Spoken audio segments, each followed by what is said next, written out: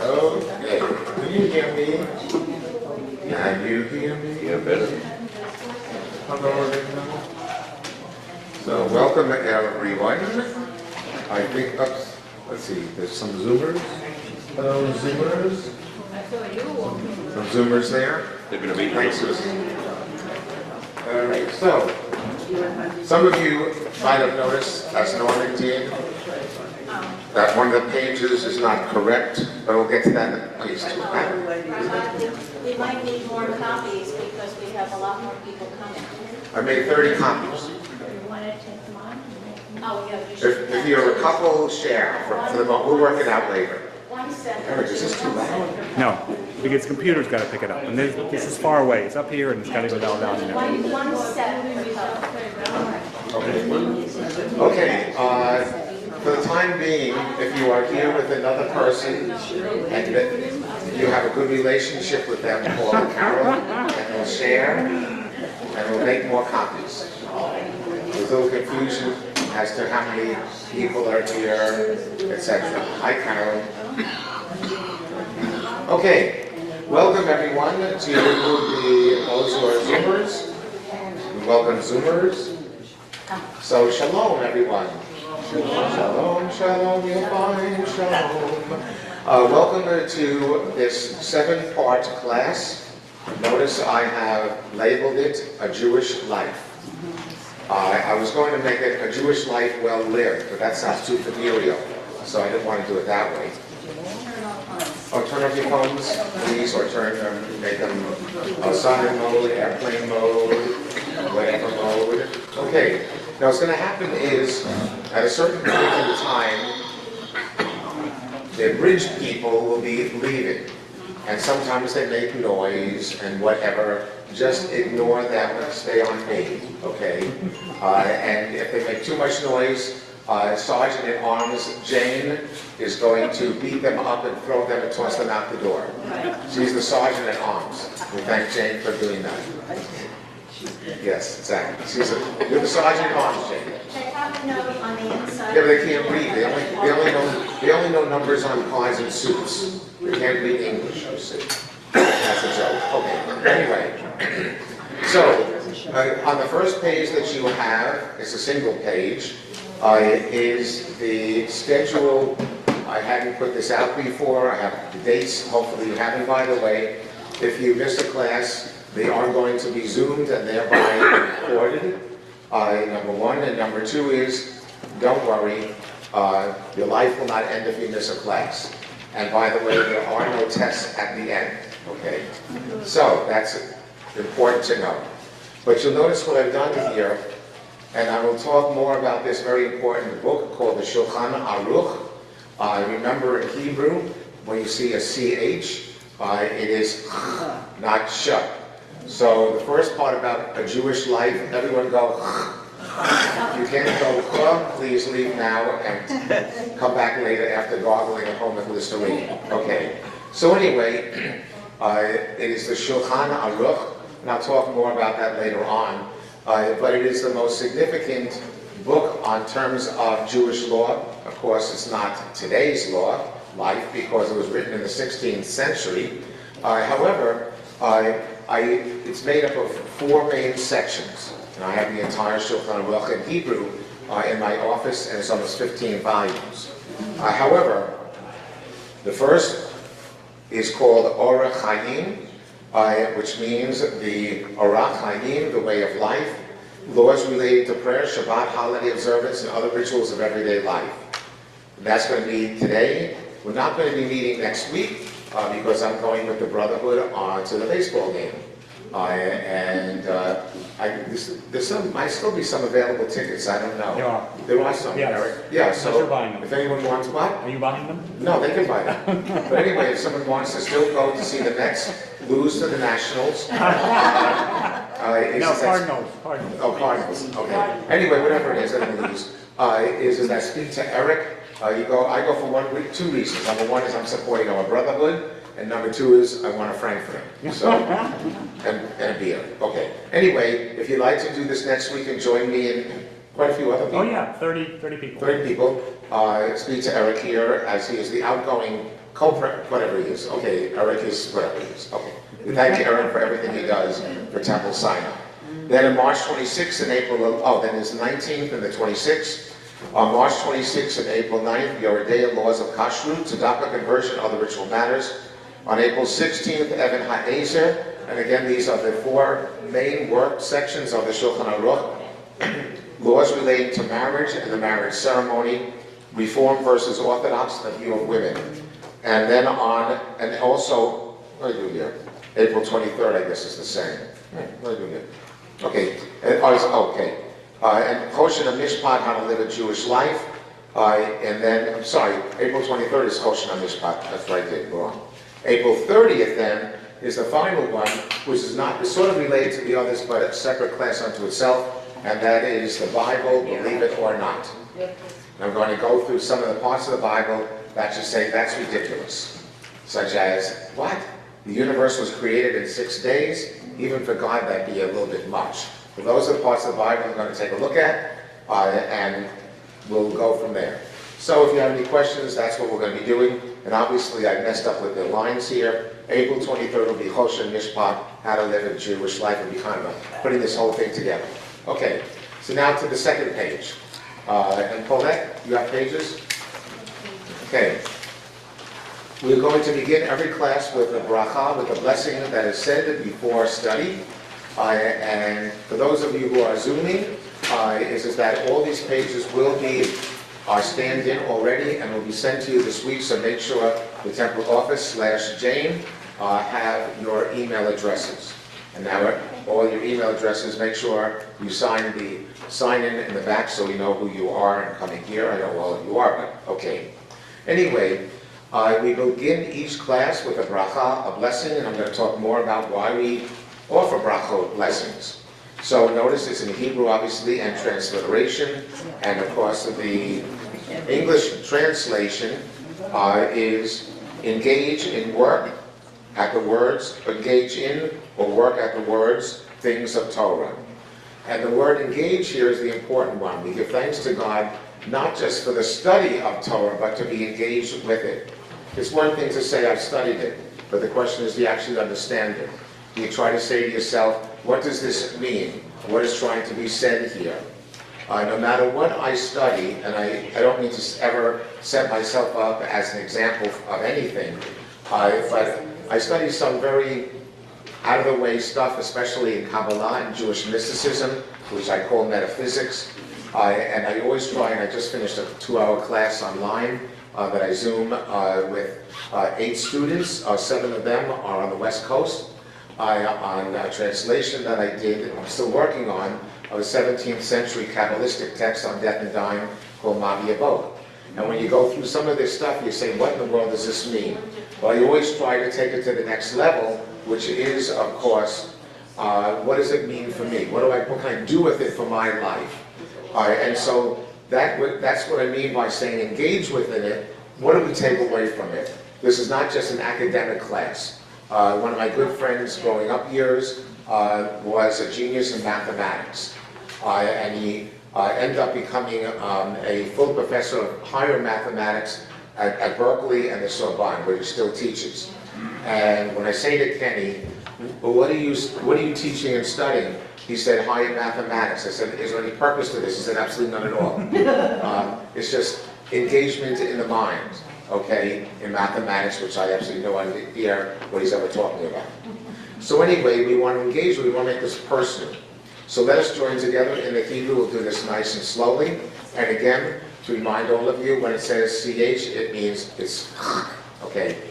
Baruch atah Adonai Eloheinu melech haolam asher kiddushanu b'mitzvotav v'tzivanu l'asok b'divrei Torah. Amen. Okay, so I'm going to go through these pages, not every single moment I speak. So I'm going to go off the pages for a moment so you can keep them on your lap, whatever you want to do. Welcome to take notes. You're welcome to quote me or misquote me, whatever you'd like to do. Anyway, today's purpose is to really set the stage. It's sort of like going to an opera or a play and you have the overture. And the overture, of course, will have certain themes, musical themes, etc., that will be gone back to and repeated later on in whatever the musical venue is. And so that's the purpose of today. Some of these things you've heard me say before, but I see a lot of you here, and Zoomers. It's wonderful, boy, I tell you. And some of you have heard this before. Well, I've gone through this. I did this last year or the year before, I think, a basic Judaism class. But this is going to go into much more depth in a very special kind of a way, as you'll find out. And the good thing is, most of us, as I look around, of a certain age, that I don't remember what happened yesterday. So if you attended the class before, you say, well, I never heard that before. You probably did, but you just don't remember it, okay? It's the same way as Temple Sinai. I'm hoping to be able to arrange a trip to Israel either next year, 27, or maybe 28, we'll see what happens. With the world, etc. And people say to me, oh, you're going to go back to the same old places? Yeah, they are old places. But guess what? I'm not the same person. I've now been to Israel 17 times. Judy and I led 13 groups to Israel from our temple up on Long Island. And we went to the same places every single time. And guess what? I saw Masada differently. I see the Western Wall differently. I'm in a different place physically, spiritually, chronologically than I was then. The first time was 1972, so I'm definitely in a different place. And so, therefore, we experience things even though we've heard them before, so bear with me. My definition of Judaism is the following. Judaism is the experience of the Jewish people through, take it back. Judaism is the civilization of the Jewish people as experienced through time. Obviously, I choose these words very carefully. It's not a usual if you would look up Judaism in the dictionary or the Judaic encyclopedia, then you'd find something very different. But I use these words very carefully, the word civilization. A civilization incorporates and encompasses many, many different aspects of our lives. A civilization has what? Has a history. Certainly we have a history, to say the least. It has a language. We happen to have more than just Hebrew. We have Yiddish, we have Ladino, we have Aramaic, an ancient version of Hebrew, etc. So we have history, we have a language. We have food, okay, we certainly have a lot of food. Okay, hopefully this coming Sunday is our Women's Seder. Hopefully many of you have signed up already. I still think that welcoming people, I'm not sure, we have almost 150 people coming to our Women's Seder this week. And of course, next couple of weeks from now is Pesach. So we definitely have food. We have dance. I'm not going to do it. I hurt my knee dancing, and that's that. Okay. Actually, I have a partial tear in my meniscus because I was dancing too much on Valentine's Day to dance. So I can't be as aggressive as I usually am for a while, unfortunately. But anyway, Janice is laughing. I don't know, Janice. Anyway. The fact is this what? We certainly have music, Nagila. I don't know how many of you know this, but actually Harry Belafonte, is he still living? No. Okay, rest in peace. Okay, Harry Belafonte never ended any program in any venue at all without having Nagila. Yeah, and someone asked him, and he's not Jewish, by the way, okay. Someone asked him why, because he said everyone knows that song, no matter where I traveled in the world, everyone knows Havana Nagila. So we have music, we have literature, to say the least. We have it all. But the question becomes, as I say, the civilization of the Jewish people has experienced through time. First of all, by being a part of the civilization, you can enjoy one part and not like another. There's a song, I don't remember where it's from. I remember. Anyway, it goes like this. What's more American than baseball? July 4th and old Uncle Sam. What's more American than baseball? I am. What about if I don't like baseball? Does that mean I'm not American? What about if I don't like apple pie? Does that mean I'm not American? What about if I don't like Frankfurters? Does that mean I'm not American? Of course not. You can dislike all of those things and still be what? You can still be American. And therefore, it's a very important thing to say the same thing about being Jewish. You can simply like being Jewish. And when someone says, well, what does that mean? They say, well, I feel Jewish in my heart. I'm sorry. As some of you know, I was a chaplain for 30 years at Sloan Kettering Cancer Center in Manhattan from 1970 to 2000, and also at Columbia Presbyterian Hospital, and also Cornell Medical Center. And when you're in that kind of a setting, especially in a place like New York, you meet every kind of Jew imaginable. So I'd walk into a room, and the person would immediately want to define what kind of a Jew within the civilization they are. So they say, well, Rabbi, I never go to synagogue, but I feel Jewish in my heart. We call that the cardiac Jew. Okay. Or they say to me, Rabbi, I love Jewish food. I never go to synagogue, but I love bagels and lox. I love latkes, I love matzah. Okay, they are the gastric Jew. Okay, and then you don't have to. And unfortunately, we're seeing this now. There are people who hate Jews. Okay, but as long as, according to traditional Judaism, one's mother is Jewish, that person is born Jewish. Period. No matter, they could be anti-Semitic. They could hate Jews. They could hate the state of Israel. It doesn't matter one bit. They can still be buried in a Jewish cemetery when they die. And there are even some, the Talmud is noted to be saying, we'll talk about what the Talmud is for those of you not familiar, and that is that once a Jew, always a Jew. There was one, this woman came to me, she was about 90 years old, she was born Jewish, and this is not, doesn't happen too often, because quite often in interfaith marriage, the children are raised according to the mother's religion. But in this case, for whatever reason, she married this Catholic guy, and she agreed to raise the children as Catholic. So now she's 90 years old, her husband passed away, and she has that sense, which of course is an obvious one, that she's getting closer, not further away, but closer to the end of her life. And she said, I want to be buried in a Jewish cemetery, I want to come back to Judaism. And of course, I'd have to reconvert her, even though she was baptized at some point in her earlier life. I didn't have to do that. But I felt that a ceremony would be helpful. She attended a class like we're doing now, and then I had a ceremony welcoming her back into the tribe. But she was in the tribe, because once a Jew, always a Jew, because it is almost biological in this sense. Carrie, a question? Oh, yes, my question was how much interruption by questions are you wishing? Do you want to talk on and we save questions? Well, do you have a question now? I have a question now. Okay, go ahead. Your definition. Because you interrupted me. No. If I got it right, your definition of Judaism is the civilization of the Jewish people through time. That's right. All right, so that means you do not include any philosophy or religion in it. Oh, no. Okay. I left out. Civilization has a philosophy, has a religion, has everything. The whole kit and caboodle. Exactly. Okay. The whole thing. Secondly, Jewish people through time. Right. Which gets us to, what about converts? What about Jews by choice? Very good. Well, the people, when I say Jewish people, it includes conversion, because that leads me into my next statement. Thank you, Carol. Carol's always good to have in the group. And that is what? Is that we are a civilization, we are a people, and if the Jewish traditional definition is if you're born of a Jewish mother, you are Jewish automatically, no matter how you live your life, one way or the other. But the fact is, guess what? There are those, including, unfortunately, Hitler and the Nazis, who claimed that we were a race. We are not a race. And why?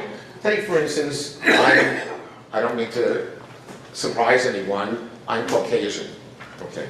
Yeah, no, it's a surprise. It's almost a surprise, okay? Yeah. Okay, so the fact is, today I went to a doctor's office for my knee thing, and it says, of course, what is your right, the thing there. And so I sometimes really should put down, no business of yours, what I am, but all right, I don't get too crazy at doctor's offices. So I put down white. Okay, so my race is white. I cannot become African American. I cannot do that. Supposedly there's only one person, of course there's a big debate about that, of one person who changed his race, which was Michael Jackson, who's rest in peace. But there's a big debate whether actually had that, he might have had a certain disease, which changed the color of his skin. He didn't do that on purpose. But be that as it may, he still was African American, obviously. So the fact is you can change your race. So if Judaism, if the Jewish people was a Jewish race, then that's it. Okay? So for instance, if I remember correctly, when we're in Israel, we always go to a Druze village up in the northern part of Israel. And I believe in Druze, you can't become a Druze person, even though it sounds really nice to have great food, okay? But the fact is you can't become a Druze person. However, in Judaism, we do accept converts. I'll talk about that in one of the other classes in the sessions, but you can become Jewish, obviously. But the same thing is, guess what? We are a part of this thing that I will call America, the American civilization, which has a history, which has food, which has music, which has literature, which has, well, we don't have a religion, thank God, although there's some who say we do, but that's another story. However, the fact is, you're born an American, or you can become an American through the process of naturalization. Yes? Yeah, when I speak to friends about Jewish civilization, I always use Wait a second. is that encompassing in civilization? Sure, culture, I would, Separate parts of no, I use, the question becomes, is culture, okay, go ahead. When I discuss with my friends sometimes our Jewishness, I mention the word that we are a culture. And I was wondering, are we part of civilization using that terminology? Or Yes, part of a I separate use the word entity? culture in a very, the word civilization as all encompassing of every experience human beings have. And the reason why I've come to that, and first of all, that's the way I was brought up. I was brought up in a very, very liberal, reformed Jewish home in which every single person, no matter who they were, race, color, creed, beliefs, whatever, were accepted as a part of my family's home. That enables me to be embracing of everybody, no matter who they are. However, the fact is, I believe Judaism, by its essence, does the same thing. And so, yes, culture as well. But that allows it then, guess what? Unfortunately, there are those within this civilization who say, well, you don't go to shul every day, you don't put tefillin on, you're not Jewish. Guess what? You're still Jewish. You might not be the kind of Jew that person is, but you're still Jewish. You might hate Israel. And you might say, I can't, and by the way, there is a group of Hasidim who are the Natara Karta, who actually have marched with the PLO and the Hamas for the destruction of the state of Israel. But guess what? They're still Jewish. Okay, so again, it is all encompassing, but allows for all of these different elements to be a part of it. Okay, so yes, culture would be a part of it as well. The question becomes is for all of us to ask ourselves, what part or parts are we? Hopefully, we are not just one part only. There's some people who simply, and of course those who are the most, let's use the word observant, most orthodox, for them, the only thing that defines their Judaism is their religion, period. It defines everything of their Jewish experience. For other people, it's a little bit different. Myself certainly is more different than that. Okay? And hopefully, at the end of the 7 weeks together, you'll be able to have a better sense of what kind of Jew are you? Okay. Sorry. Okay. Okay, so let us now turn to the next page. The page that, you got it? Oh, don't reverse the pages. It says Hayom Yom. This page here looks like this. Okay, this page here. Notice what I said in that, my definition of the civilization of Judaism as experienced through time. The word time is essential to understand Judaism. We are at least 3,000 years old. If you go back approximately the time of Moses, about 3,000 years old, and the Torah experience, which we've been reading about lately in shul and synagogue. And the fact is that we have changed. As it even said in the Talmud, which is 2,000 years ago, if Moses came forward in time and came to a synagogue 2,000 years ago, or certainly if he came into our synagogue here on Friday night, he would absolutely have no idea what in the world we're doing. Absolutely nothing. The same way, if we went backwards in time, the same thing. Judaism has changed through time. Our beliefs have changed through time. We have accepted certain cultures and beliefs, we've incorporated them, we've rejected some of them, and vice versa. Judaism, however, has had an effect, Sheila, there's a chair back there. Yeah. Has had an effect upon the people and vice versa throughout our time. To give an example, we're going to talk more about this, and some of you are familiar with Kabbalah, Jewish mysticism. There is absolutely no question that really truly developed, particularly during the later Middle Ages, and then through the 17th, the 18th century. And the fact is, there's no question that there was a borrowing of Sufism which is the mystical version of Islam, into Judaism. There's absolutely no question of that. Is that bad? Is it good? No. Because the way a culture or a civilization survives is by incorporating and constantly changing. Anyone who stays the same is going to die. Any civilization that never changes is going to die. And any Orthodox Jew who says, Judaism has never changed before, we've always been the same since ancient times today, baloney. Kosher baloney, of course, for that person. The fact is that that's not the case. Judaism has had to change over time, otherwise it would have died out. There is absolutely no way that anyone today could practice, in a literal sense, the life that's described in the Torah, in the Bible. Impossible. I'll give you a perfect example, a simple example actually. Actually, two of them. One of them has to be is that there's what's called in the Torah, it's gone into great detail in the book of Leviticus, the third book out of 5, which is called the Jubilee year. Every 50 years, every person who had taken out a debt, a loan from someone, was freed from that debt, that loan. It was every 50, 50, every 50 years. It was called the Jubilee year. As well as those Hebrew slaves who were used for, obviously because of paying off of a debt of some sort, every one of them was freed from their slavery. Well, that might have worked in a very simple agricultural society, but once Jewish society began to grow and develop and move throughout the world, it became impossible. And so guess what? People would take out loans in the 49th year, or the 49th plus 11 months of the year, and therefore take out a loan. It's sort of like when Judy and I were trying to sell our parents' apartment a couple of 20 years ago down in Century Village, Pembroke Pines. And this woman came over, a neighbor, and said, oh, I'd love to buy your parents' apartment. So Judy said, okay. And she said, and this woman was 90 years old. And she said to us, would you be willing to take out a 30-year mortgage? We said, what, are you kidding? We'll be stuck with this place, obviously, again. We want to get rid of it, unfortunately. Yeah. So it doesn't work that way. Well, there were people who have been doing that, taking advantage of the Jubilee year situation. So the rabbi said, this is totally absurd. So therefore, guess what? They developed the whole concept of contracts and mortgages and loans, etc., where you sit, no matter what year you're contracting for, it has to, if it's 15 years, it's 15 years equals the 49th year, because the other doesn't work. Another example is, in the Torah, it very specifically states, thou shalt not light any fires on Shabbat. Well, you can't live that way. Even in ancient times, because guess what, for those of you who have ever been, let us say, to Israel, which during the summertime, most of Israel is very hot. Tel Aviv is like Miami in the summer, and the northern and the southern parts as you go further south, the desert, obviously.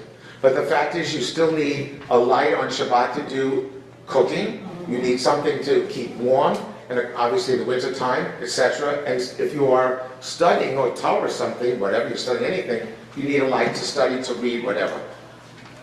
And so therefore, there was a big problem. The question then becomes, what does the Torah mean? When it says, thou shalt not light any fires on Shabbat. But it doesn't say you can't light a fire before Shabbat begins and keep it lit during Shabbat. And of course, a whole tradition developed for those of you. How many of you grew up traditional or conservative Orthodox? Okay. How many of you grew up Reform? How many have no idea how you grew up? Okay.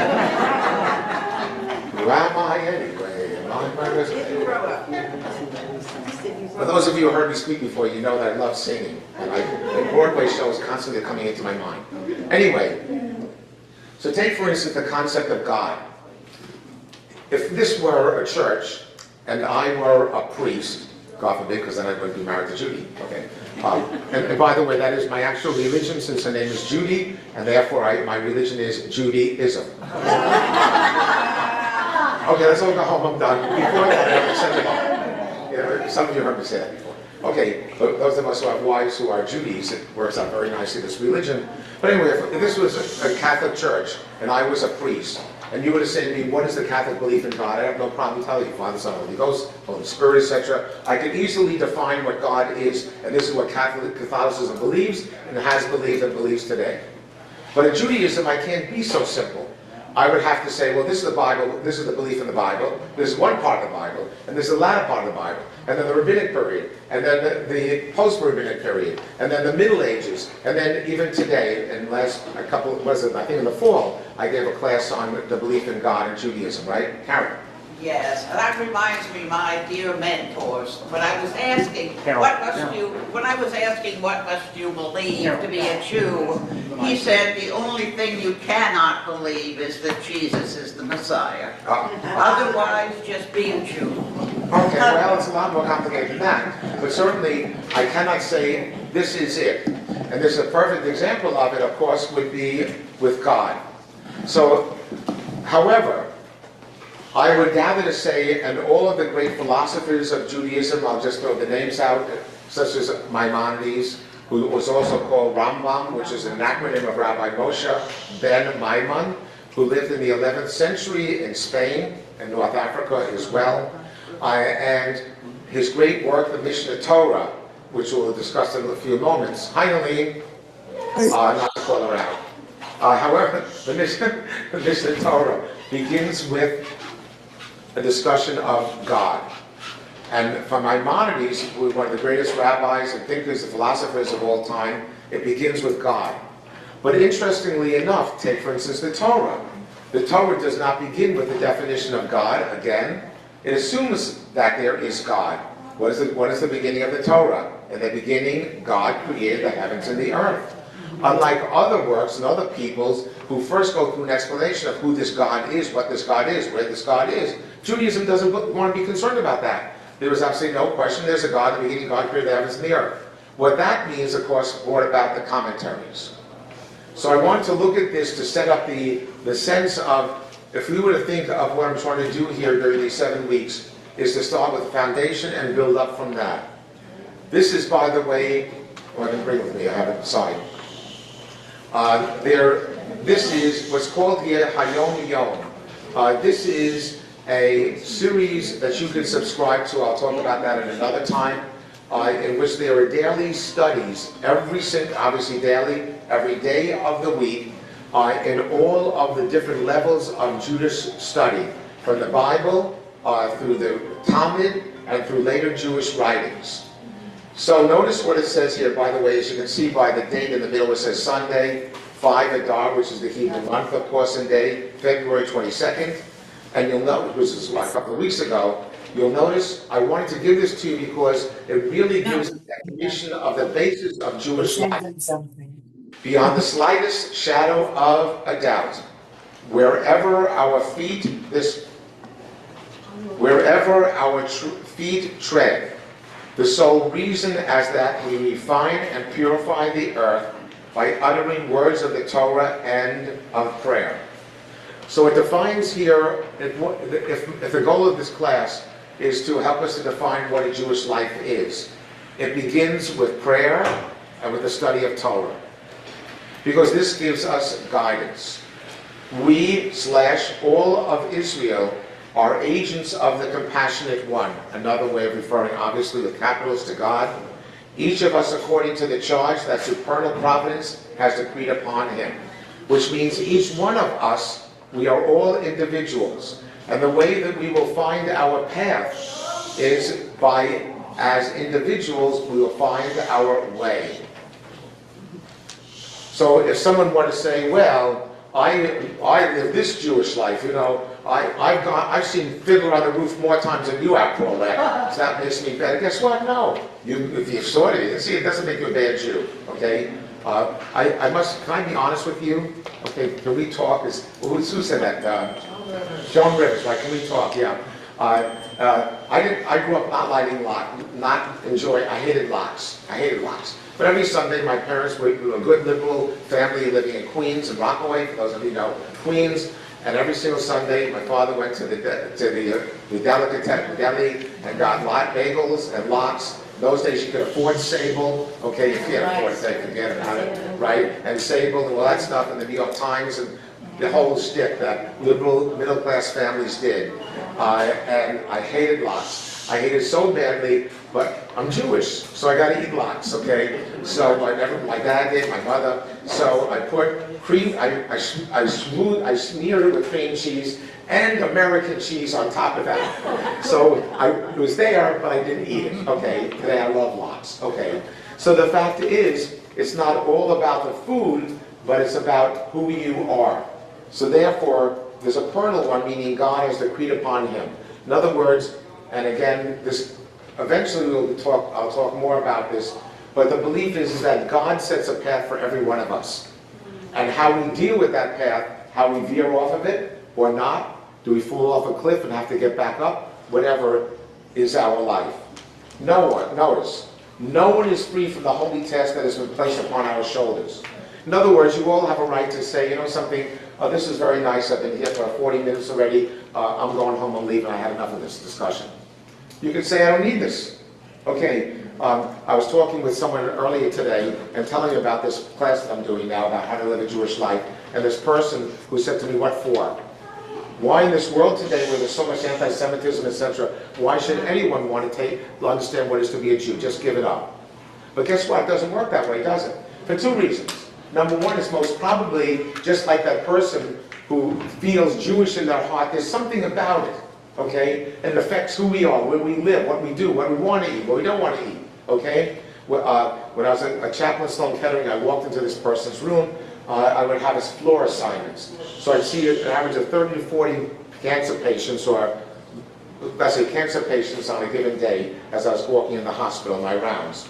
And I walked into this man's room. I always introduce myself. I'm Rabbi Moshe, Shalom, blah, blah. And this man said to me, Rabbi, thank you for visiting, but I'm not in need of you right now. I'm a Republican and an atheist. Okay. I'm not sure why Republicans and atheists don't need a rabbi, but okay. But the fact is, he didn't say to me, I'm not Jewish. Because at the admissions office, he signed it as Jewish. Okay. So therefore, that's the path. So what we can say here, no one is free from the holy task. There's something about it. And hopefully every one of us can understand what that means for each of us. Notice what it says, as an individual, right? And guess what? The fact is, guess what? The world sees us as Jews. And there's a perfect example is Nazi Germany, okay? And there have been many things written about this. There was a cartoon written about this in which they lined up all different kinds of Jews with strangles on, with black hats on, and kippah and no kippah, and sisters hanging out, etc. And guess what? Hitler didn't ask you, are you a Reformed Jew or an Orthodox Jew? Okay, he went back 3 generations to one's grandparents, grandmother. And if that was the case, you were taken off somewhere and killed, okay, one way or the other, or tortured. So the fact is, the world sees us that way. But if the world sees you that way, you might as well enjoy it and try to figure it out, because you're stuck with it, but in a positive way. The second page, turn over, just turn to the next page. And this is from, I'll talk more about this book called the Tanya, which is a book from Lubavitch, which is a group of Hasidic, from the Hasidic community. In practical terms, this means to bind my thought and speech with God's thought and speech, which are in fact the very laws which have been set out before us. So in other words, if this gets involved as an Orthodox, as a Reform, the question becomes, as a Reformed Jew, which is what we are, whatever that exactly means, as a Reformed Jew, no matter how much or little we live a Jewish life, whatever that means, to each one of us as individuals, the question is, somehow is God involved in that process? Yes. Yeah, that's the question. Linda has a question.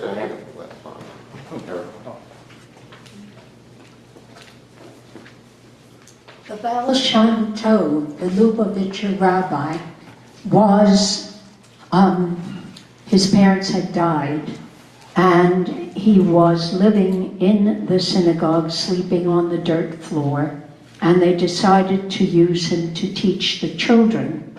But the children were children who had come from nothing. Their parents had been killed. There was a war going on. A lot of Jewish people were killed.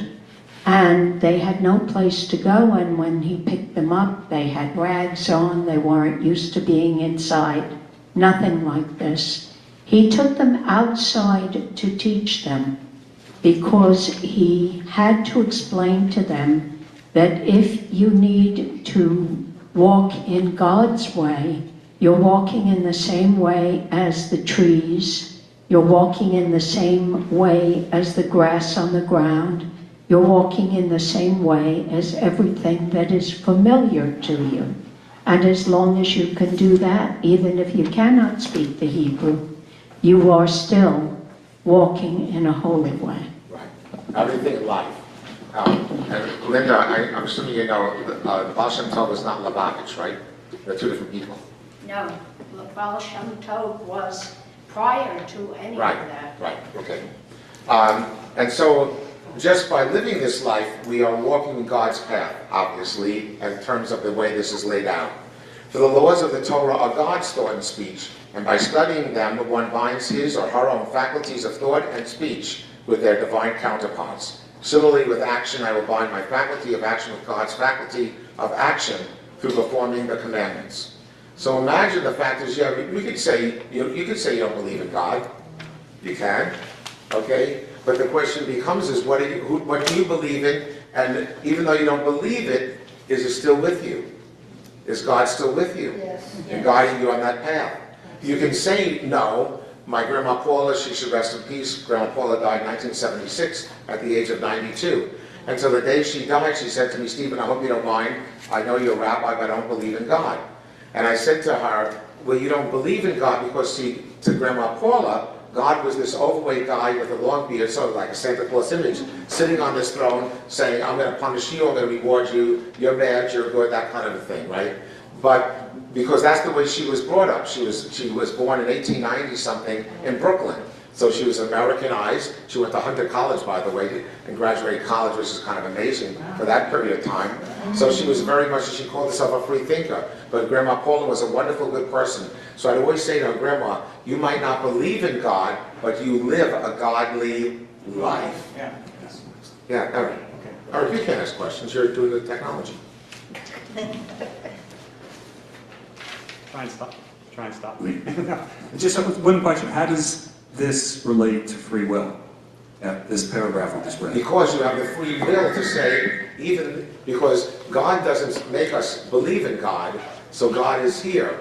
But God, so therefore the free will is to say, yeah, I don't believe in God. Just like my grandma Paula says that. But the fact is, it's really from a misunderstanding of who God could be. Well, this paragraph talks about our actions, binding our actions to God's actions and performing. Well, because it's saying that if you take it to the next level, it expands then your process. If you believe that God is with you and everything you do is a part of that process, then it's sort of like when Judy and I were last week on a Mississippi riverboat cruise. I don't know, how many of you been through that? Anyone here? It's really great. And anyway, every stop along the way, the Mississippi River right now at this time of the year is pretty low. But as the snows melt up in the northern part, the river rises many feet, okay? It could get 30 feet sometimes. So the levees were very high, okay? And the fact is that sometimes we got off the ship, and in the early part of the trip, Judy and I walked up this levee, okay? It's about 30 feet up, and we walked up it. But guess what? It was a lot easier getting in the golf cart and getting a trip up it with the golf cart. So guess what? We could say, based upon your question, what we read here, we could simply say, something, I don't believe, God doesn't mean anything, I don't even know what that means. Hopefully after this class you'll have a better sense of that. Therefore I'll just struggle through life. But on the other hand, I believe that to understand that there's something greater in our lives that's a part of our life, that it's like going up in the golf cart, and we just go up easy. Okay, let's go next page. We are known as the people of the book. The book, of course, is the Bible. However, that really is a misnomer because we are the people of the books, B-O-O-K-S, plural. There are many, many books, and Lee's library has many books, okay. And it's always open, right, Helene? Yeah. So anyway, let's look at the Bible. There is a reason why the Jewish people has always been a literate people, okay? Yeah, there were times when, especially during the latter part of the Middle Ages, in the Pale, it was called the Pale of Settlement in Eastern Europe, where Jews were busy having to work the farms out there and didn't have a chance to go to yeshivas or to study, and so they were not literate people in the Baal Shem Tov, going back to Linda Phillips before, who appealed to them especially. But the fact is, we have always been a very literate people, which is why, given the opportunity, especially when the ghettos were taken down in the 1700s, and Jews can now go to college and everything, we truly excelled in education in many, many different ways on many levels. So the reason why is, let's take this list here of the books of the Bible, as it says up here, the Hebrew Bible, by the way, in order. This is called what Christianity would call the Old Testament. For us, it's the Hebrew Bible. We do not, as Jews, we should not call our Bible the Old Testament, because that implies that there is a New Testament, which is what the Christian Bible is. We don't believe in a New Testament. We got the original one, and that's enough for us. Okay? The same way it is referring to time.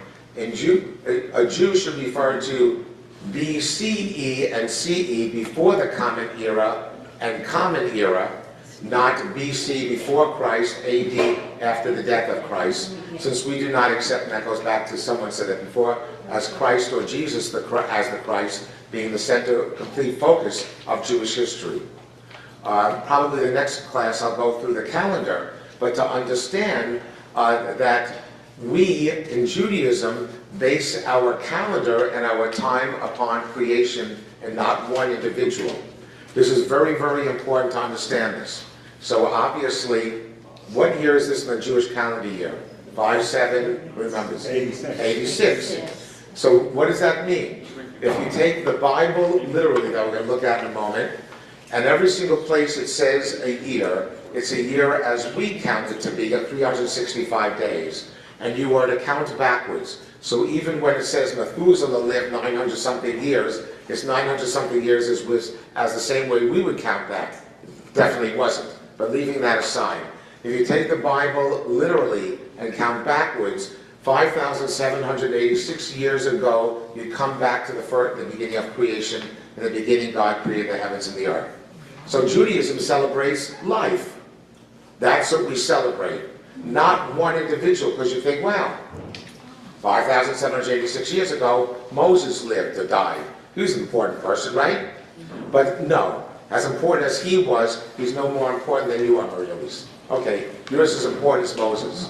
Okay, because remember, I just read, every person is a gift from God. I was Betty out there walking back and forth. Okay, bow Betty, back to you. Okay, so anyway, just 1 second. So that is a critical understanding of Judaism. So take, for instance, Christianity. Our secular calendar, this year 2026, is a Christian calendar. Okay, it's Christian. Okay, not getting into the whole discussion about whatever, but it's a Christian calendar. Why? Because 2026 years ago, supposedly, Jesus died. And by the way, I hope you all understand this. My last name is Moss. His last name was not Christ, okay? In Hebrew, it's Yehoshua. In Hebrew, Mashiach is the word for Christ. His name wasn't Jesus Christ, okay? It actually is Jesus the Christ, because Christ is from the Latin Christo, from the Hebrew Mashiach, which means the Messiah, or the Anointed One. We'll get a discussion about that later on. But that's not his last name. No one had last names then, okay? But let's go back a second. So that's the Christian calendar. The Islamic calendar, for instance, is 1400 something. It's based upon the life and death of whom? Muhammad. Okay. I'm sure the Buddhist calendar, I don't know that date, but I'm sure Buddhist calendar the same way. In Judaism, every individual, every one of us in this room, even the bridge players, okay, we're not even Jewish. Every person is a unique experience, an experiment, so to speak, by God, created by God. And so every person is equally important. Linda. Yes, what I wanted to say was that it's supposed to be 6 million years old, the Earth. And 6 billion years is not that far away from 57, 80, 56, 80. Yeah, no, don't talk about that. I'm going to talk about that later on. Okay. That's my last class. I'm going to take it away from you. Okay, that's the things you can't believe. Okay, hold that whole thought. Okay, so now, let's take this. For those of you who have a pen or a pencil, you're going to have to mark it out. you're going to notice there are, at list 24, what you'll notice is actually many more books because it doesn't count where it says, you'll see, I'll show you the 12 prophets. It doesn't, it lists them all as one, but actually each one's a separate book. The Hebrew Bible is an anthology of 39 books. It is an anthology. And it covers probably close to, well, at least 3,000 years of history, because it goes back, well, probably even more than that, I'm leaving aside creation, obviously. Abraham, Isaac, and Jacob, most scholars say, and I'm going to say this, I shouldn't, but if they lived, if they were real people, was somewhere around 2500 BCE. Moses was definitely 1300 something BCE.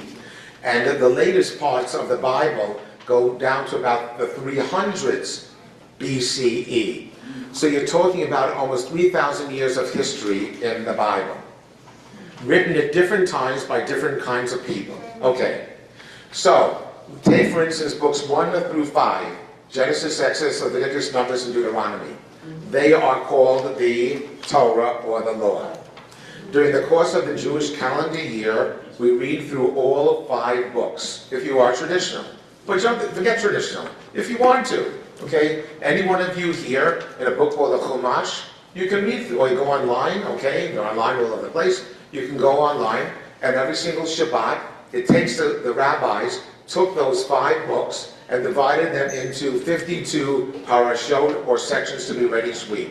So that every single year from Simchat Torah through the next year, you read through all 5 books. There was developed in Judaism, in the Talmudic period, a triennial cycle. So they took the 5 books and divided into thirds. Because similar to some synagogues around here, they said simply, we don't want to stay, but we don't want to sit there for so long, we're tired. Shul takes too long, so we'll divide it into thirds. So the service goes much quicker on Saturday morning. But be that as it may, in one way or the other, at least every year or possibly every 3 years, we read through the first 5 books of the Bible. Okay. Now, the next set of books, called the Nevi'im or the Prophets, Joshua, Judges, Samuel 1 and 2, Kings 1 and 2. So now you got 1, 2, 3, 4, 5, 6 books. If you see it as the 1s and the 2s. Okay. The 1s and the 2s. Carol? Yeah. Okay, the 1s and the 2s. Everyone sees this thing. Okay. Okay, now, during the course of the Hebrew calendar year, in addition to reading a selection in order chronologically from the 5 books of Moses, there is also a selected reading from either Joshua, Judges, Samuel 1, Samuel 2, 10 Kings, Isaiah, Jeremiah, Ezekiel, Hosea, Joel, Amos, Obadiah, Jonah, Micah, Nahum, Habakkuk, Zephaniah, Haggai, Zechariah, Malachi. There is a selected reading from one of those remaining books every single Shabbat, holiday, or holy day of the Jewish calendar year. Now, does that mean you read through all of them every year? No. It's a selected reading from each one of them for that Shabbat. That is called the Haftarah. Now, it's not Haftorah, because half a Torah, what does that mean, Haftarah? It's Haftarah, which means a concluding reading. The way they decide is, so let's take, for instance, a couple of weeks ago we read the Song of the Red Sea. As Moses and the people of Israel got through the Red Sea, you saw the movie, I'm sure, you didn't read the text, and they're successful at dry ground, and the Egyptians are drowned. So a selection is chosen from the book of Judges about the story of Deborah. And the fact is that there's a Song of the Red Sea, and Deborah, after she defeated Sisera, I think the Amalekite, is that she sang a song. So she sang a song, the sea sang a song, and you have 2 songs, and so therefore that becomes the Haftarah reading for that day. So there's something about the second reading from one of these all of these books, it can be selected from any one of them. Which means during the course of a Jewish calendar year, you've certainly read through the first 5 books. The remaining number of books, okay, which would be, well, 12, about 16 books, okay, you read through much of them, not all of them. Doesn't mean you can't read through them, but in terms of you go to shul, synagogue, temple, every single Shabbat morning, and you sit there with your Chumash, that gives you the readings and the Haftarah readings every week, you're reading a lot, right? Okay, now, the book of Psalms, number 14, in Ketuvim, the writings. Okay, so therefore the number 14 is really very deceiving there. Because I've already gotten to, what, about 25 something? Whatever it is, yeah, okay. The book of Psalms. The book of Psalms is made up of 150 poems. Most of them are attributed to King David. It's not likely he wrote any of them, but maybe some of them, but certainly not all of them. But they are magnificent poems to God, which describe the various experiences of life. So for instance, the next to last one is Hallelujah, Praise the Lord. Many of you know these, Cohen's? Leonard Cohen's, right? Yeah, things like that, Hallelujah. Okay, the praise God, the praising God, thanking God. The earth is the Lord's and the fullness thereof, the world and who dwell therein. For he hath founded it upon the seas and established it upon the flood. Who shall ascend the mountain of the Lord, and who shall stand in God's holy place? He that hath clean hands and a pure heart, will not take my name in vain, and hath not borne deceitfully. So it's a praise of not only God, but the righteous person. On the other hand, unfortunately yesterday at Jim Vernon's funeral, the 23rd Psalm, the Lord is my shepherd, I shall not want, the 23rd Psalm.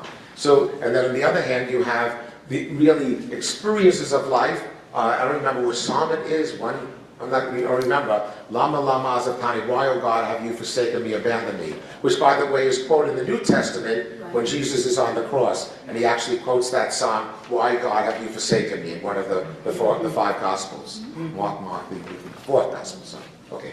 So anyway, now take for instance the book of Psalms. You can read them anytime you want to. They really speak, there's one psalm, Psalm 91, which is called the anti-demonic psalm. It is to really powerfully keep away evil and harm from you. Because a person, let us say, is very sick, and they say, Rabbi, what can I read? What can I use to pray? They said, read the 91st Psalm. It's considered to be a very powerful psalm. Psalm 121 is also considered to be a very powerful psalm for healing and to get strength when one needs strength. However, the fact is, there are rituals. There's a ritual in which you can take 150 psalms. You can get this online. It's divided 150 into 7 days, and every day you read X number of psalms. There's another way in which you take the 150 psalms, and it's broken up into 30 days of the month, and you read a different number of psalms every single day. So by the end of a week, by the end of a month, you read through all of Tehillim. Quite often, when Judy and I were living in Brooklyn, and Hebrew Union College, my rabbinic seminary was in Manhattan, and I'd be on the subway, and I'd see this Orthodox woman sitting by me, let's say, and I'd look over, what's she reading? The Psalms. Because she's going to read through these Psalms selected for that day of the week or the month. So there you go, Psalms gone. Proverbs is not really looked at too much. But let's take, for instance, Job, Song of Songs, Ruth, and Lamentations, Ecclesiastes, and Esther. Job is not read every single year. It's a very intense book. It basically deals with the question of why do bad things happen to good people. It's a very philosophical book. However, Shir HaShirim 1, which is read on Shabbat, or the holiday of Shavuot in the summertime. Ruth, which is read when? Also Shavuot. Lamentations on Tisha B'Av. Ecclesiastes on Sukkot. And of course Esther at Purim. Those are called the 5 Megillot. If you follow a traditional cycle of readings, you will have read all through those five books every single year of your life. Daniel, Ezra, Nehemiah, Chronicles really deals with the latest parts of the books historically, the Persian period, the 300s of the Common Era. So notice, why are we such a literate people? Because this is our testimony of God's relationship to us. I believe, I feel safely, I've kind of been thinking about this lately, and that is, originally I thought I would always call the Bible the autobiography of the people of Israel.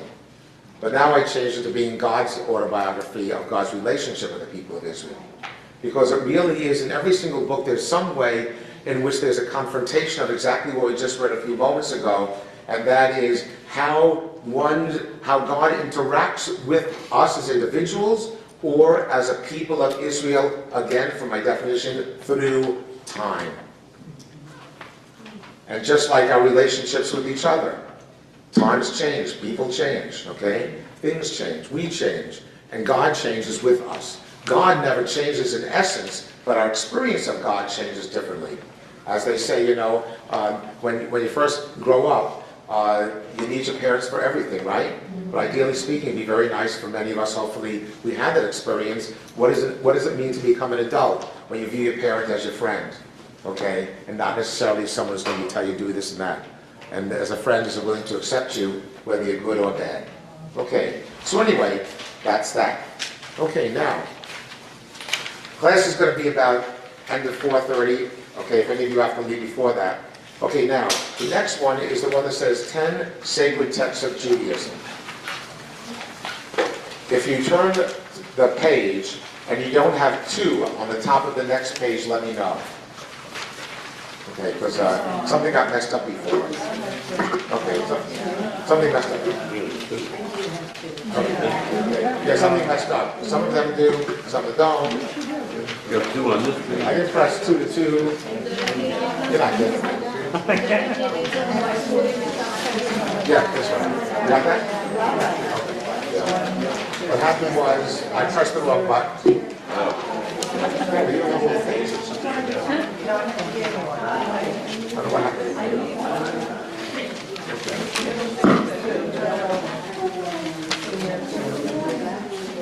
Uh-oh. You have that one wall that just says it does that too? I guess oh. What? No, 2 on here? No, this page. Oh, I guess we'll have to make more. Okay, Jane. No, I'll make some more, okay? Well, that's okay, but this one they need this 2 to 2. That's okay, we'll just don't worry about it. We'll get them. I don't know what happened. How many copies do you want? 20, 10. This is why I shouldn't do this myself. I should have Eric do it, and it'll come out maybe perfectly. Right, backwards. Come out backwards. Page that you're talking about is on the back of blessings for study. No, it's a separate one. No, it's a separate one. This is the 10 Sacred Texts of Judaism. Don't worry about it. We're going to go over it. And I'm going to talk about it verbally. Yes, Larry. While we're waiting, I have a question about the books. Oh, Larry has a question. You said the books were written by different kinds of people. Right. What were the different kinds of people? Oh, okay, Larry had a good question. When I said the books... Repeat his question. Were written by different kinds of people. Mary Alicia, leaving? No. Okay, love you. Bye, come back. Okay, so anyway... The books of the Bible, obviously, first of all, are written by different kinds of people. Some of the books were written by the priestly class, and they emphasize more the various rituals that were committed by the Kohanim, the priests of ancient Israel. Other books were written, obviously, by the kingly group, by the kingship. And you can tell, and scholars go through all of this even with the books of the Torah. They divide them up and see that. I've always believed, if you're Orthodox, traditional, you would say the entire Bible was given by God on top of Mount Sinai to Moses. Okay? Leaving aside the difficulty of accepting that, the question is obviously what was given on top of Mount Sinai. But the fact is that the 5 books of Moses, which of course the traditional Jew will definitely say, except for the end when Moses dies, Moses was given all of that information on the top of Mount Sinai. And then wrote it down, but where did he write it down? I mean, first of all, he couldn't have written then. So the tablets, you couldn't get all on the tablets. There's a lot of questions that, this is the part of my last class. What exactly happened? Because we can't know definitively, but however, it raised a lot of those questions. So different people, because you can see certain parts of the Torah, you can see in certain parts of it how it's written in different ways. Take, for instance, just came to my mind, take, for instance, the story of Noah and the flood.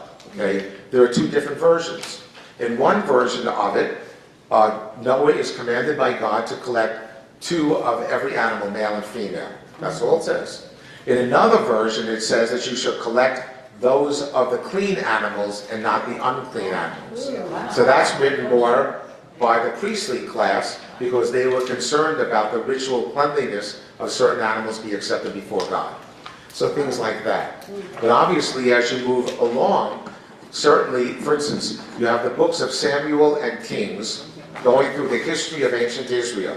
At the very end of the Bible, you have the books of Chronicles, also giving the exact same history, but written from a different point of view.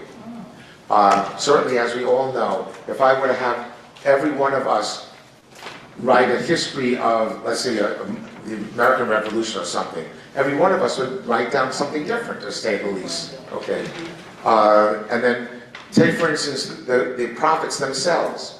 The prophets, all of them, they never wrote their own books. They didn't write down their own words. They had a scribe writing down, copying what they said.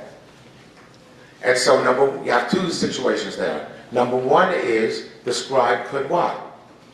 Change it, not hear it properly. What is that? Okay. And so therefore, you have the words they spoke, but then what was being written down. Okay. So that's what I meant. I can do this though, because we can go quickly through this. Number one. Okay, this comes, by the way, it's Chabad.org. If you go online, you can get so much information. I wrote down the books of Judaism and came up with the 10 top ones. So I think this is good enough. Okay, for today. This is where you have something. Number one, the 5 books of Moses. Obviously, we just looked at them. The 5 books of Moses are the what? Torah. Okay, very simple. Turn the page over. I don't have that one. That's funny.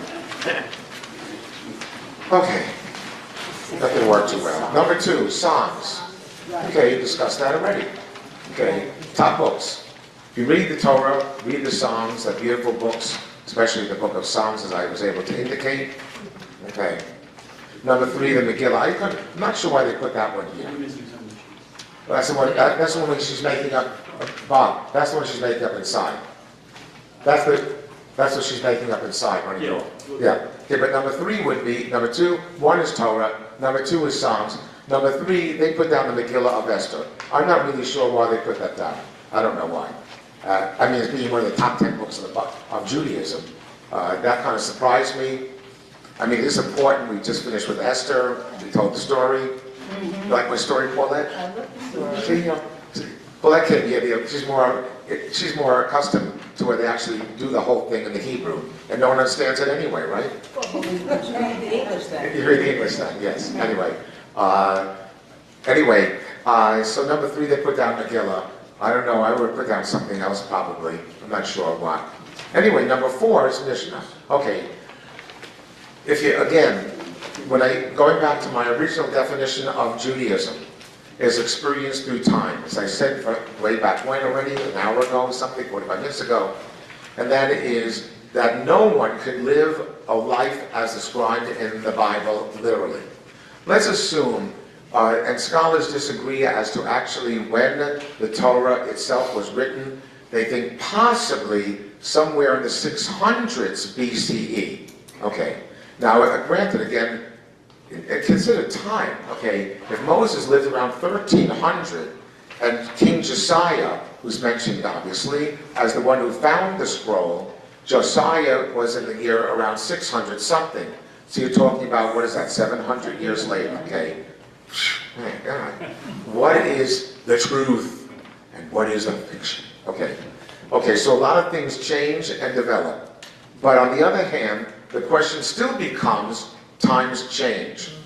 And if you consider the Torah as being the constitution of the people of Israel, times change, laws change, things change, just like here in America, okay? Obviously, we have our Constitution that we're celebrating this year, the 250th anniversary of the Constitution, okay? So it has to be updated and changed all the time. The Mishnah was written in approximately the year 200 of the Common Era. So if the first Torah scroll they think was found by a King Josiah 600, this is now how many years later? 600 years later. A lot of time again. And we don't have many writings in between this period of time that really describe the way Jews were living, keeping in mind that Jews are now living throughout much of the world at this time. through much of the world. There definitely were Jews living in North Africa, Egypt, etc. There definitely were Jews living throughout Europe at this time, throughout the Roman Empire, going back to that period of time, right? Actually, I was mentioning this to someone recently when discussing the Aramaic language. I remember reading sometime that at one time, 20%, 1/5 of the Roman Empire was Jewish at one time. Because the Roman Empire was so impressed by the rationality of the Jewish faith and the laws. And by the way, much of Roman law, which obviously is the basis of our law, was based upon Torah law and Talmudic law. Okay. So therefore, the laws had to be constantly updated in many different ways. So the Mishnah was written in the year 200, compiled by Rabbi Yehuda Nasi. Nasi means the president of what was called the Sanhedrin. The Sanhedrin was the congressional body made up of 72 rabbis/scholars, and they had to meet and discuss these laws. So the Mishnah is made up of the discussion, not the discussions, but the laws pertaining to when the temple in Jerusalem stood, as well as laws of daily life. The Mishnah is made up of 6 sections. We're going to look at the Mishnah next time. I'll have a selected reading from it, because we're going to look at the sources. Okay, who else needs those pages? Jane? Okay, Bob? No one has that second page? Okay. Okay. So therefore, the Mishnah is very, very important document. There are some other documents that we have also describing, but the Mishnah is considered to be the main one written in Israel at this time. Okay? Now, number 5. Next page, Talmud. The Talmud, there are 2 Talmuds. One Talmud was written in 400 in Israel, and the Babylonian, the Babylonian Talmud written in Babylonia, which is today Iraq, in the year 500 of the Common Era. The Talmud, the Jerusalem Talmud and the Babylonian Talmud, are updatings of the Mishnah. And again, next week we're going to look at these in the next couple of weeks. But so that the Mishnaic part, in other words, in the Talmud you'll see in a page, it quotes a Mishnah, and then it has what's called the Gemara, which the Gemara is the updating of the Mishnah, why? 300 and 400 years later. So notice what Judaism is doing, going back to my initial definition. It's constantly changing, figuring out time and place and space. Because every one of these, whether it's in Israel, in Jerusalem, or whether in the 500s in Babylonia, we have to, first of all, we're not living under our own government. So so the Talmud and all these things have to deal with that as well. We're not living as a government unto ourselves. We have to follow the laws of the government, the country, the empire that's ruling us. Whether it was Rome, or whether it was Greece, then Persia, then Greece, then Rome, then the Christian Empire, Holy Empire, and then the Babylonian Empire, constantly. And we have to deal with those things, and we have to adapt and change. Take, for instance, an example of this. You might say, well, if I were to say to you, what is the first month of the ancient Hebrew calendar year? Most of you would say Rosh Hashanah, right? Which is the month of Tishri. That's the 7th month. The Tishri is the 7th month of the Hebrew calendar year. The first month of the ancient Hebrew calendar year is in the springtime in Nisan, at Passover. You might say, as Janice is blinking her eyes and rolling around in circles here, trying to understand, why? Our most ancient calendar says the first month of the Hebrew calendar year is the spring. Why? Because going back to the earliest parts of our Hebrew experience as Hebrews, we weren't even Jews yet, which is a whole other thing I'll talk about next time, and that is that we were farmers and agriculturalists and herdsmen, herdspeople, whatever the proper thing is. Okay, but the fact is, what are we concerned about? Spring, when you plant your crops, and baby calves and baby things are being born, and so the springtime is the first month of the ancient Hebrew calendar year.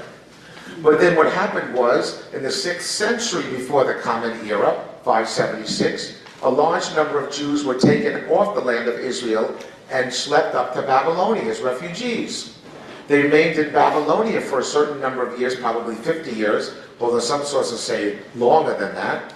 But be that as it may, they came back to Israel and they said, you know something, in Babylonia, they changed the calendar year in the fall, in September, October. And so let's do that. After all, it was good for Babylonians. Why don't we do that? And then we could do what?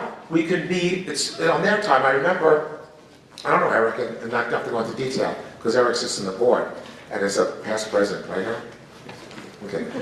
So the fact is, at the Temple up north, we had 2 fiscal calendars going on, 2 fiscal. Our Hebrew school calendar was from June to June, but our temple calendar physically was from January to January. And it was driving the treasuries nuts over there. And so somehow or other they had to get them together. Well, the fact is, Jews didn't care. They said, okay, we'll have 2 New Years, well, so to speak. We'll continue to have Nisan, the first. We're not going to change that. Nisan is the first month of the calendar year. But from the Babylonian days, we'll could change the year calendar day in the fall with Rosh Hashanah. Okay. And someone might have said, well, why don't you make them one? Figure out what's going on here. Make the first month of the Hebrew calendar year in the fall. And they said, nah, so what? It's tradition, right? Okay. So the Talmud, therefore, records all of these things. The Talmud is the discussions by the rabbis in all of these ways. Okay, that's number 5. 6, the Zohar. And remember, this is skipping a lot of time. We're going to go back over all of these things. But today I'm trying to give you a large overview of the complexity of Judaism and Jewish knowledge. Okay? And that is the Zohar. The Zohar was written in the 1300s in Spain. And it is a mystical or Kabbalistic commentary to the Torah. And much more than that. If any of you are interested in studying Zohar, we have a Zohar class 9:30 on Saturday mornings, 45 minutes prior to our 10:30 Shabbat morning service, and everyone's welcome. So the Zohar was written in the 1300s in Spain, and there are many reasons for Kabbalah, Jewish mysticism, and the Zohar, etc. But one of them, many scholars agree, is that it deals with the whole question of evil in the world. And how is it that the Jewish people can go through so much evil and so much harm and so much anti-Semitism? And why? Because for almost 800 years, the Jews living in Spain were sort of like the Jews here in America. We are on the top of the rung. We have people in every part of government, in every part of cultural life, and then all of a sudden, guess what came along? The beginnings of what? The Inquisition. Yeah. And how can it be that these governments, these civilizations are turning against us? And the Kabbalah tries to deal with that, how there can be such evil in the world, expressed in some parts of the Zohar. That's number 6. Number 7, Mishnah Torah. The Mishnah Torah was written by Maimonides in the 11th century, and again, similar to the next book, the Shulchan Aruch that I mentioned before, written in the 16th century. The key is that, guess what? Most Jews didn't have time to sit around reading the Mishnah and the Talmud. Okay? Most can't, they have a business, they're working. So they want to know, what do I do? When do I do it? How do I do it? And so the Mishnah Torah and the Shulchan Aruch attempt to do that. What are the main differences between the Mishnah Torah, amongst others, the Mishnah Torah and the Shulchan Aruch is, the Mishnah Torah still takes on the ancient rituals of the temple in Jerusalem. The Shulchan Aruch says, forget about it. By the 16th century, the temple, someday maybe the 3rd temple will be built in Jerusalem, but meanwhile, let's just figure out how we're going to live a Jewish life now. Okay?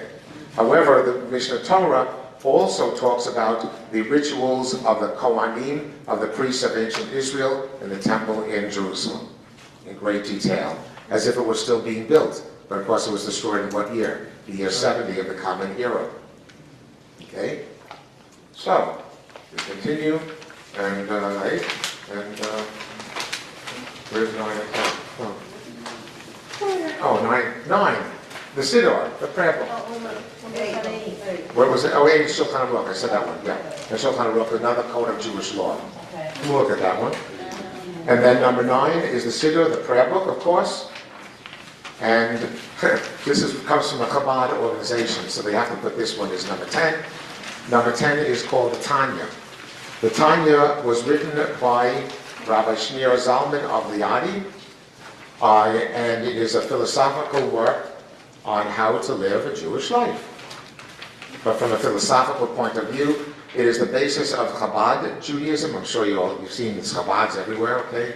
Even if you go to Nepal or the middle of the Amazon jungle, there'll be a Chabad probably. Okay, they're everywhere. But the Tanya, written by the Shneur Zalman, who is also called the Alter Rebbe, the old rabbi, was an amazing work because he really, and obviously I study all these kinds of things, okay? And the reason why is because the Tanya is written for the average person. It actually states in the beginning of the Tanya that it's written for the Beinoni, the average person. He says there are 3 kinds of people, 3 kinds of Jews. There's the tzaddik, the righteous person, the good person. There's the rasha, the evil, bad person, the opposite. And then there's the most of us, the Beinoni, the middle roaders. And the book is written for the middle of the road, how to find God, how to live a spiritual life, obviously, how to live a Torah life. This gets very complex, and for many reasons, including the fact is, there are how many mitzvot? 613. Now, 365 of them are written in the negative. Those are the nots. Okay, thou shalt not murder, thou shalt not steal, etc. 248 of them are written in the positive. In other words, you must honor your father and mother, you must observe the Sabbath day, etc. And so the fact is, however, out of the 613, and by the way, you can go on your computer when you get home and just Google 613 mitzvot, they'll bring them all up. The overwhelming majority of them deal with the temple in Jerusalem, which means we can't even do them. No.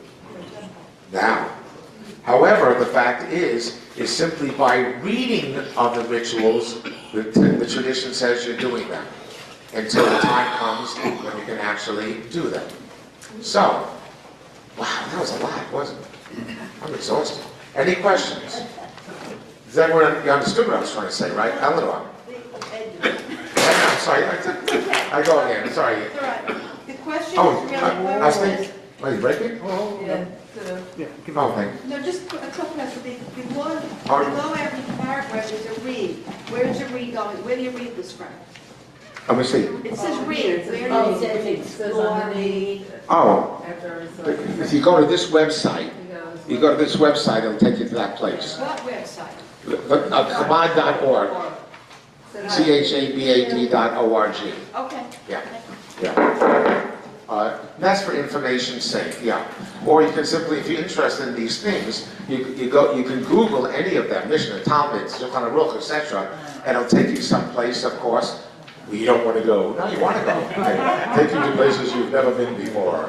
Okay, but you can see the voluminous element of Jewish literature, Jewish life, Jewish thought, time. It's unbelievable. Including the fact is guess what?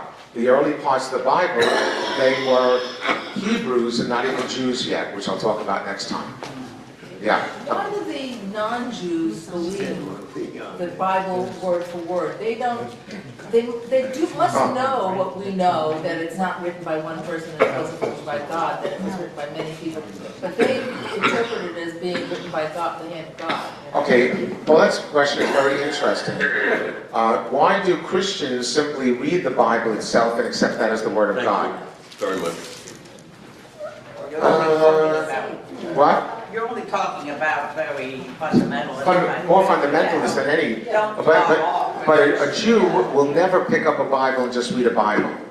We will always read it through the commentaries and the ideas of the rabbis. In other words, we're engaged in it, we want to know more. Okay? We always will want to know more. It's the difference, it's the way you're brought up. In other words, this voluminous, yes? Christianity has many commentaries to the Bible, etc., but most don't. They simply will quote it.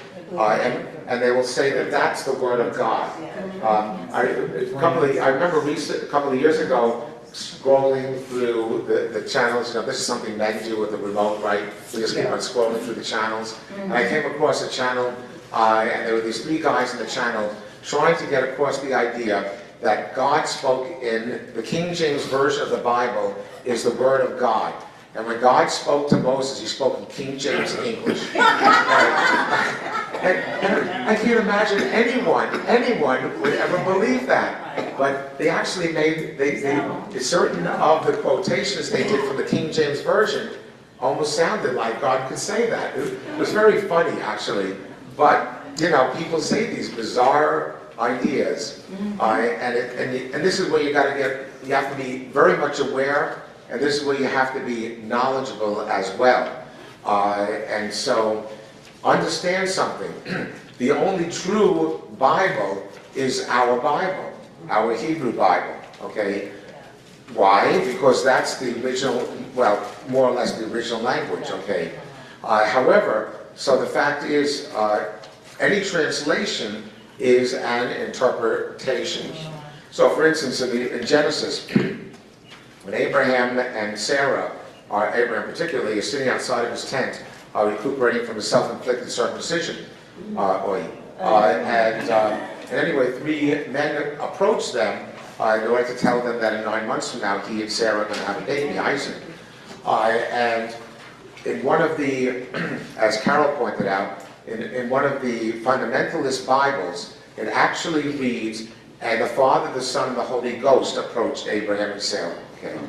It doesn't say that. In the English, it doesn't say that in the Hebrew, that's for sure. But they have put their shtick into it, and then the difficulty becomes then is that the people going to that church think that's the Word of God. And that's where these kinds of conversations get very, very complex, to say the least. Because you're just coming from two different places, and there's no reconciling. Because if you were to say that, that's not it. They would say to you, you think that they would take that as an attack, unfortunately. Okay, so 2 weeks from now, remember, no class next week. Hopefully I'll see all of you again. Hopefully no one's turned off one today. Hopefully everyone finds this interesting.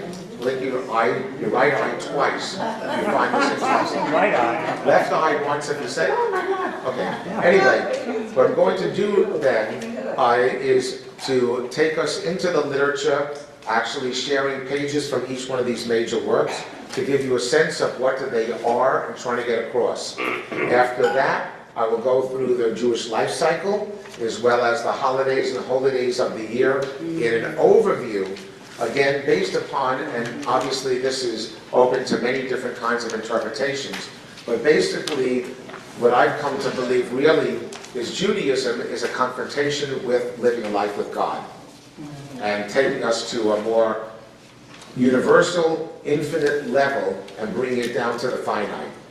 Some of you have heard me say this before. Every religion, I don't care, Judaism, Christianity, Buddhism, Shintoism, any religion at all, every one of them confronts the major problem that we as human beings have, and that is how a finite creature such as me, that has a limited number of years physically in life, can at all grasp the infinite. How is that possible? And how the infinite can have anything to do with little old me. Okay? Yes. How is that possible? Yeah. Okay? As it says in the Mishnah in Pirkei Avot, we are simply no more than a drop of semen and a bunch of dirt at the end of our lives when we're buried. Okay? We turn back to the earth. We're nothing. And in the terms of the infinite, just the universe itself, and we're getting more and more a sense of that, the expanding universe, we're nothing. So how can we have a sense of the divine at all? And every religion confronts that and takes it to the next step is, how can the divine, does the infinite communicate with us, and how a finite, nothing little creature like me or you, not you Dennis of course, but any one of us can communicate with the infinite, the universe. And one of the reasons why, and I'll talk about this later on, the Kabbalah, to me, does this in a very dramatic, a very special way, but all of Judaism, Orthodox, Conservative, Reform, whatever, tries to confront this issue, each one in its own different way.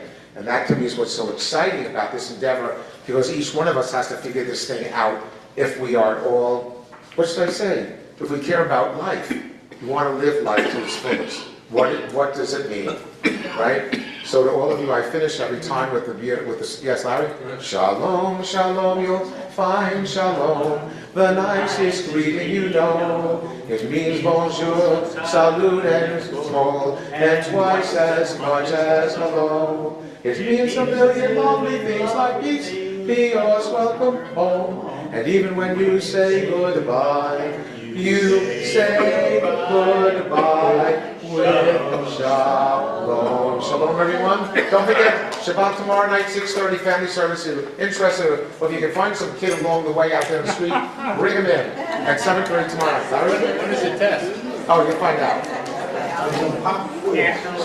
See you.